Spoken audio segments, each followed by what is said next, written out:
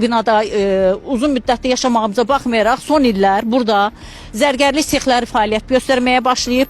Həm işıq xəttimizin üzərinə yükləniblər, bizim əlavə xəttimizi Azər İşıq veribdi zərgərlərin istifadəsinə. Əgər orada bir partlayış olsa, oradan bizim heç birimiz sağ çıxa bilməyəcək. İkinciyə qalan yerdə zəhərlənirik. O qoxular ki var, adam deyir, danışır, araşdırmayıb. Mən oduram onu kimyaçı professorlardan da soruşmuşam.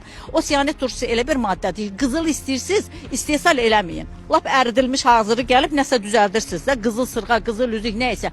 Onun hər bir işində o siyanet turşusu deyir, hava ilə oksidləşdir, insan orqanizmasını məhv edir. 2004-cü ilin işıq xəttidir, qurulubdur, artıq sıradan çıxır, gücünü itirib. Bir artıq da güclənmə olanda istər-istəməz yanğın olacaq, partlayış olacaq, min cür hadisə olacaq. Onda da düşəcəklər cəmaət bizim üstümüzə ki, siz hara baxırdınız, siz nə? İndidən deyirik də sözümüzü. Ne kadar burada ölüm olmamış, hiç kesin şey demiş. Ölüm olandan sonra alem kaçacak birbirine.